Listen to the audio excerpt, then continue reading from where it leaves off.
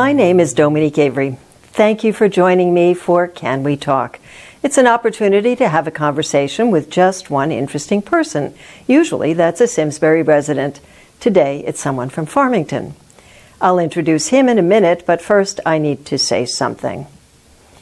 We're going to talk about presidential politics today. As a longtime radio and TV reporter and later an employee of the state's TV network, I've usually kept my political opinions to myself. I can't do that this year. Some of you may know that my interest in politics stems from my grandfather, although I never met him. I never had that chance. He was assassinated by the Nazis as one of the first political victims in 1934. His name was Ludwig Marham. He was the victim of the politics of hate. Why? He was different. First, because he was Jewish. Second, he spent his life as an attorney and as a state and national lawmaker fighting against hatred, for tolerance, and for democracy. Look, this isn't Germany, and this isn't about my grandfather, but this is about what I learned from him. If my grandfather's arrest and his death, which foreshadowed catastrophic events, taught me anything, it's that I cannot be silent. Not enough people spoke out then. I don't want to make the same mistake this time. Today, my guest is Bill Curry, former state comptroller, a two-time Democratic candidate for governor, and a White House advisor in the Bill Clinton administration. A frequent guest on Colin McEnroe's show, he's a columnist for Salon, and he also does appearances on Fox, on local Fox. Bill, thank you so much for coming today. I'm thrilled to be here. We haven't seen each other in a very long time. It's great to see you. Thank you. So I want to, before we start talking about Trump and Hillary Clinton, I want to just start with why you think this has been such an extraordinarily odd political year. Oh, boy. Well, first of all, I don't pretend to have the answer to that question, but here's a provisional and a partial answer. I really believe that both major parties have not, for a very long time, made a very great effort to serve the real needs of the middle class or to honor the integrity of the democracy. People talk about polarization, but at the top of the two political parties, there's actually been a tremendous consensus.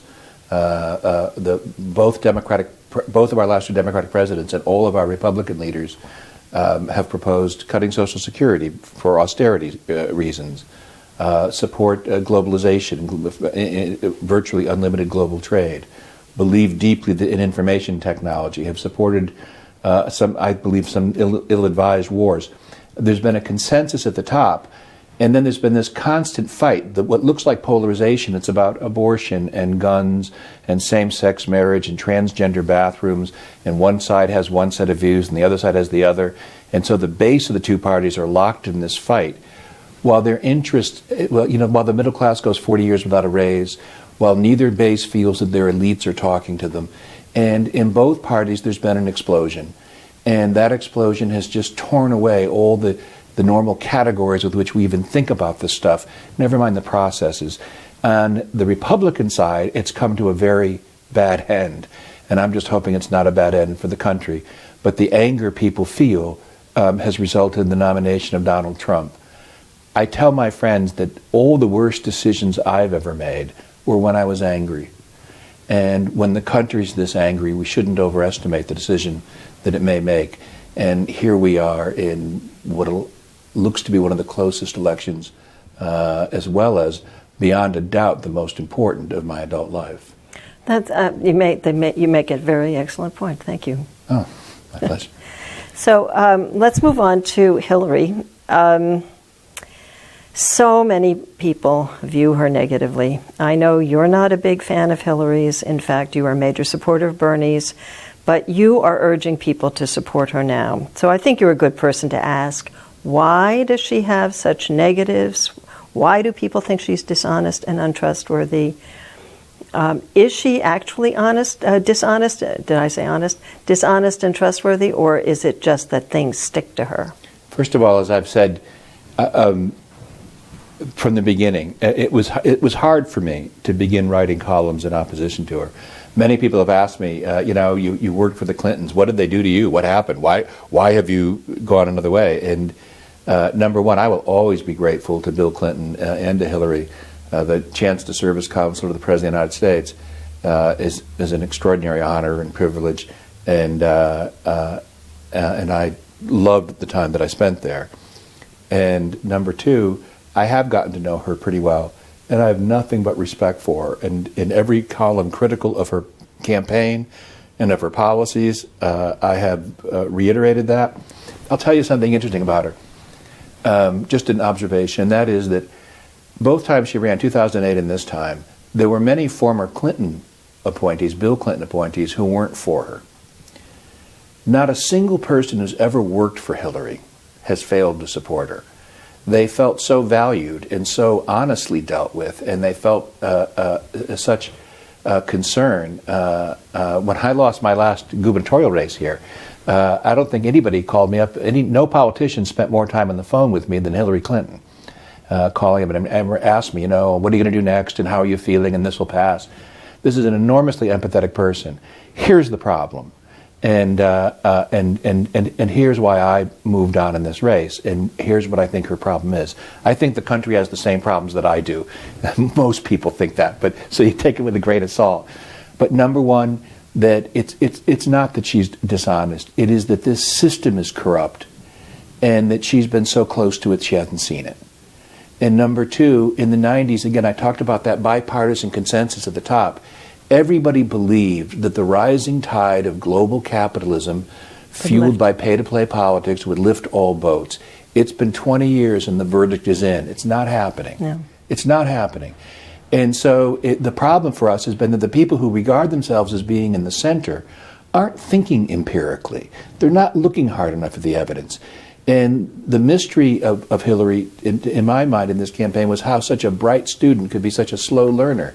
The good news is, by the way, if you look at the platform and you listen to what she's saying, the one thing you can count on with this woman is that she is learning, that she works as hard as anybody I ever met in public life, and number one, and so that she's going to be ingesting this information as she goes along. She's balanced, she's informed.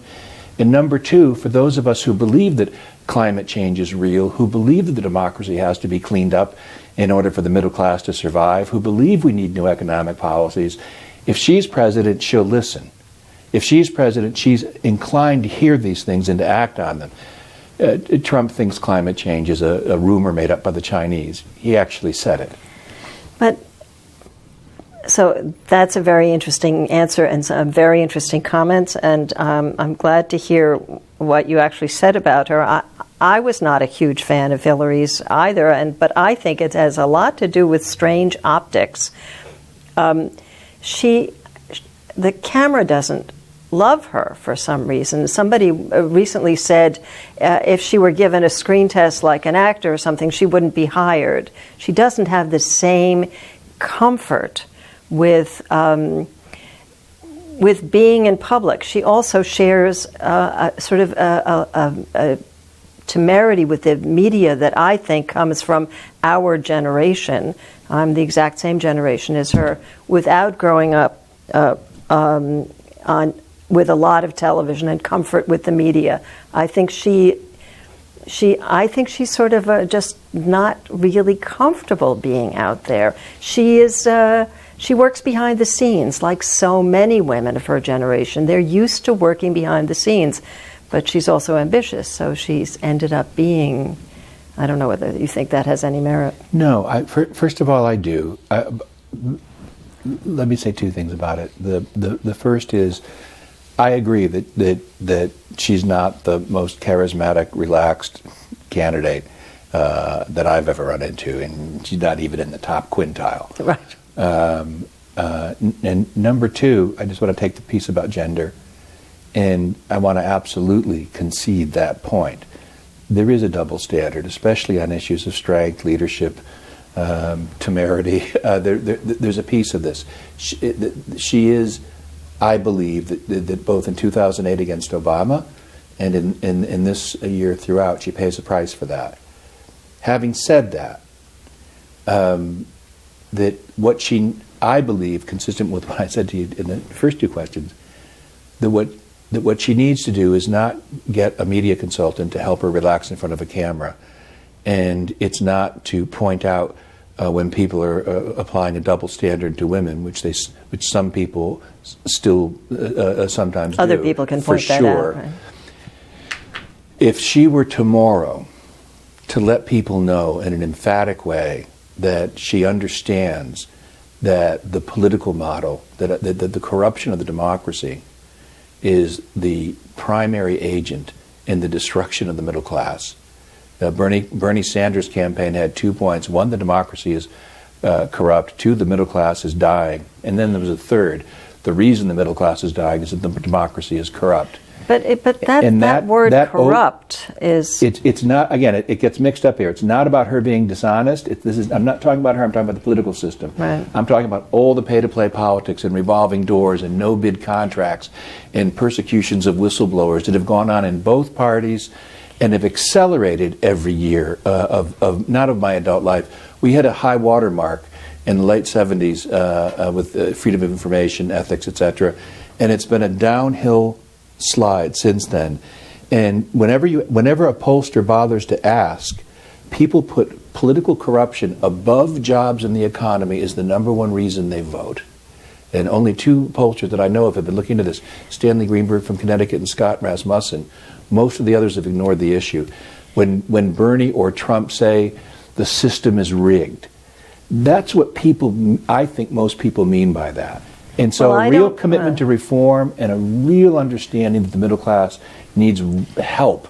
But now. I think Donald Trump people think that the political system is rigged. But I think the Hillary Clinton, the people who don't like her, think it's that she has been dishonest. They've made her a poster child they for it. Have succeeded. She was right. The right-wing conspiracy against her. And let me just make the distinction. No, let me just emblazon the distinction I just made, which is one, is she personally corrupt, and two, is the system corrupt. And she's paid a huge price because, in my view, having seen her very close up for a very long time, and having a poster in the primaries for the reasons I said, this is not a corrupt person, but this is an architect of a system that's killing us. And she's been with it for a long time, and she's learning, she's looking back, she's taken a look at a lot of past votes. I see her absorbing this, I hope in time, because I do believe her election is so important. I said to someone close to me recently, this is not the happiest choice of my adult life, but it is the clearest. It is the absolute clearest. And so I think that, again, for her, policy precedes message. First figure out what you believe and then how to tell people about it. It's not just what kind of a messenger she is. It's the policy itself. And if political reform were up in front and center in this campaign, as it was in Sanders, and if that same populist economic message for the middle class were in it, if she can do that over the next 2 months, she wins. So, but I'm still going back to the ordinary person out there who has heard all this talk about the Clinton Foundation and pay for play, and this is a sign of her being corrupt. You know her. Say that again, that she is not a corrupt person. Not even remotely. I mean, this is someone, again, who in all of my dealings with her, and for 2 years, they were especially close, or in the White House every day. I've seen her from just about every vantage point. This is a person of great character. I opposed her over policy and reasons. And I support her now because the policy differences between her and Trump are far greater than the policy differences that I was bickering over in the primaries. Right. And in terms of character, I don't have any doubt about her at all. The question, however, is about the system. And her point, you can't just get up and say to people, I'm honest. If she could just drive home the point that she knows that the system isn't, I honestly believe that's the most important thing she needs to do. So are you in contact with her campaign? No, I'm writing. I'm right now. Spent this morning writing what I'm just saying to you. In fact, it's going to be in Salon, and I have had a little bit of contact, but I am planning on sending some of these thoughts over. So I don't mean to interrupt you. It's hard to get into a campaign. Absolutely. It's hard to break through those walls. Better to put it in print. So before we pass, let's talk just a bit about the emails and Benghazi, the two things that are concerning a lot of people out there. I think, and I've read other people who know, that the email controversy is way overblown. And do they really, Republicans really think that this was a dangerous thing? They didn't care about the 5 million emails that got lost in the Bush administration. They didn't. They do care. And I can only assume that they care sincerely. The charges that have been made have been investigated now 7 times, 5 times by entities led by Republicans, and all 7. It's either 6 or 7, but who cares? It's either 6 or 7 different kinds and levels of investigation, and they all found the same thing. And apparently, it doesn't matter. This is the age of truthiness, as Stephen Colbert said. Right. This is no longer a fact-driven political debate. Republicans determined to uncover malfeasance on her part did everything within their power to find it, and each time came up empty-handed. And so, that's not the issue. But again, as I have advised people, I wish she could turn to the camera and simply say, here's what I've learned from this. I've learned that the American people really care whether their foreign policy and national security issues are formulated in private or in public, and that too often when the government acts in secrecy, it does things that don't make us proud. When the government acts in secret, we end up in Vietnam and Iraq. When the government acts in public, we get the Alliance for Progress and the Marshall Plan. The more we can do to bring American foreign and defense policy public, the greater and stronger the nation will be. It'll do things consistently that will make us proud, because that really is who we are. And if she just took that one lesson from it and said, I promise you, when I get into this office, we're going to do that, I think it would help. And I think, by the way, she is learning from it. And I also understand how hard it is. You're not the race of a campaign. You even admit some tiny flaw, and then that's all the media talks about for 3 days. I get that she's caught in a damned if you do, damned if you don't situation here. And I'm stunned that at the number of people whom I know and respect who don't see the gulf between these two people. Right. I still don't understand it entirely. So, just quickly, Hillary has a lot of positives compared to Trump. I mean, she has spent her entire life in public service. She could have gone right out to Wall Street when she got out of the Yale Law School. Instead, she worked here in Connecticut for legal assistance, helping poor people get legal support. She has, and for legal protection of children in particular. And then she moved on to Massachusetts children. and then across and the country. Maureen Dowd, who has been extremely critical of her in the Times, said the other day in an interview that she went back and read some of the things that she wrote about Hillary years ago, and she said, I was positively gushing. I loved her. I thought she was amazing. And Gail Collins, your friend and mine, has also talked about what an amazing Senate campaign she ran, and how into the weeds she was, and how she cared about every person, the same kind of thing that you're saying, and yet that hasn't penetrated. And again, I don't know all the reasons, but my own feeling is that there is a righteous anger in the country about the system itself and how it's operating. I think the failure to latch onto that. Trump has, in the Republican platform, after an entire primary season filled with complaints about a rigged system, there isn't one syllable about corruption, ethics, or management in the entire Republican platform. Not a syllable. He hasn't mentioned it since. If you get Trump, you get one of the biggest wheeler dealers who's lived his life at the intersection of business and politics. What money he's made, and I've actually done some research on this and published on it, if he'd simply never touched his father's money but let it sitting there, he'd be as rich as he says he is. His business career has been a disaster, not a success, absolute disaster. He was born a billionaire, there's so much about him that's not there. If there could just be on Hillary's side, if you could just have the focus on the issues themselves.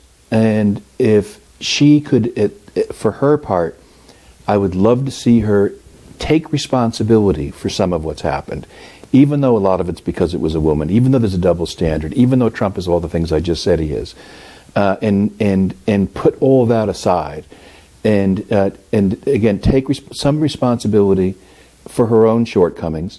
Let people know that she hears the criticisms and intends to act on them, and then really runs on the platform we finally have, which is the strongest platform in a long time, and I think really cuts to the heart of the matter. I understand why we don't hear anything about the Republican platform, because Trump never even read it. He doesn't care about it. He doesn't understand it. Well, the best news for Hillary is that she's got a platform that she can run on here. But the other day he introduced this maternity leave thing and said Hillary didn't have a plan. Well, somebody in his office looked up maternity leave instead of family leave, and it's the difference. I mean, that's been something that she's worked on forever. So let's get to Trump's negatives before we run out of time. Keith Olbermann just published a list of like 173 lies or untruths or horrible reasons why he should not be president. Just give us a few why you think he would be a disaster. One, I want to say the media has done a terrible job of vetting this in a timely fashion. Before they began seriously vetting Donald Trump, he was already the Republican nominee. And I understand, however, that it's hard to say these things. I truly believe that he's a fraud. His father left him a company with variously reported between 14 and 22,000 units of 2 to 3 bedroom apartments in New York City. If he'd simply held on to them, he would be worth today what he claims to be worth. Instead, he lost a fortune in real estate and gambling and football and stakes and everything, and finally got some of it back by becoming a professional huckster on the media. He was the first Kim Kardashian, basically licensing his name out to people who were easily taken in. What money he's actually amassed in that, I predict he will lose in the Trump University suit. And so, one, we've taken the kind of businessman whom we all say we deplore, who doesn't pay any taxes, who doesn't give any charitable contributions, who inherited rather than earned his money, and has been living at this influence peddling business for his whole life. People should have a better understanding of that than they do. Secondly, some of the things he says are truly at least proto-fascist. And I know it's a strong word. I've never used it against anyone. I don't expect to have to use it ever again. But when you talk about, I'll investigate my opponent when I've got the government in my hands, and we're going to shut down some of the press and encouraging people to be violent at rallies and peddling theories that are conspiracy theories. Ted Cruz's dad killed Kennedy. I mean, the stuff is stunning. It's stunning to me that someone's so self-evidently ignorant and so cavalier, so utterly indifferent, it's not even cavalier, so indifferent to the facts of any assertion he makes, could reach this point in American public life. It breaks my heart. It breaks my heart to see this. And the third thing about him, by the way, is that he's crazy. I met him 20 years ago in his apartment, which was a bizarre place, in which I sat with him for an hour, in which he did all the talking, all about himself in the third person. He only talks about himself in the third person in private, and he has a nickname. He calls himself the Trumpster. And I got into the car then, and I thought he's crazy afterward. And following this campaign, if you look up narcissistic character disorder, and on Wikipedia or on a psychology manual, you'll see all the symptoms. There's a true problem here. It's been hard. The three things I've just said, however, are such strong attacks against someone that's part of what insulated him. The media, for understandable reasons, didn't want to touch some of this stuff. And now we are. But, if you see what you think might be fascism, your duty is to kill it in its crib. And if you see someone who thinks, by the way, and if you think anybody who thinks there's going to be a maternity program or family leave program for a guy who's going to first give the biggest tax cut to the wealthy in the history of this country, even compared to the Bush tax cuts, if you think you're going to see anything else but that tax cut, it's crazy to think so. And if you think you want to see a minimum wage or help for middle-class students to afford college or a public option so that health care is more affordable, we got one shot. I used to tell people every time my name was on the ballot, this is a really important election year. This could be the most important election year we've ever had. Okay, I was just kidding myself. And finally, at this late stage, this is it. This is the most important choice that I've ever seen in an election. Okay, thank you for saying that. Now we have just about 2 minutes left. There's a whole bunch of people who don't want to vote for either one, who are going to vote for the Libertarian candidate, Gary Johnson, or the Green Party candidate, Jill Stein. What do you say to them? I say two things. One, I promise you that I'm going to continue to work to oppose those elements of the Democratic Party that don't understand your legitimate concerns and to push it further. But that we both know in our hearts, that we all know in our hearts, that one of two people will be president, one of whom embraces a great many of the things that you care about, and another one of whom, Donald Trump, hasn't even read about them. And number two, this isn't just about this election. It's a hard one because the feelings were hardened in this primary. But for independent candidates, people say that maybe the Libertarians are drawing from Trump. I worry that both those independent parties are drawing more from Hillary because they're from the larger group that wants to vote for an adult. Right. And if you want the kind of change that so many of my friends who are supporting the Green Party now want, I beg you to consider that the Tea Party, worse than your opposite, focused on taking over the Republican Party and now runs the House of Representatives, most of the Senate, and they nominated one of their own to be President of the United States. Stay with this, elect a Democrat, and then stay within the system and start challenging the people within primaries. Start challenging this party to reform itself from within. But do not pay the price that a Donald Trump presidency would make. If we continue, we need an independent progressive movement like the civil rights, women's, and environmental movements of old to keep either party honest. And that's the first business, and that's what I'll be about doing at 8:01 on election night when we finish helping to make sure that America makes the most important choice the right way. Thank you, Bill. On that note, we actually have run out of time. That was a great final statement. Oh, thank you. It was a pleasure. It really was. It's good to see you. And it was really interesting. And I want to thank the staff here at SCTV for their help in getting the show on the air. And finally, I want to thank you. One thing that you should know is we taped this on September 15th, and it will air multiple times over the next month. So who knows what's going to happen in this extraordinary election. Also, I just want to remind you that this show is an example of how wonderful public access TV is. It's open to anyone to state their views and opinions. If you missed any part of the show, you can always watch it on the SCTV website, simsburytv.org, or check the schedule to find out when it will be on TV. See you next time for Can We Talk?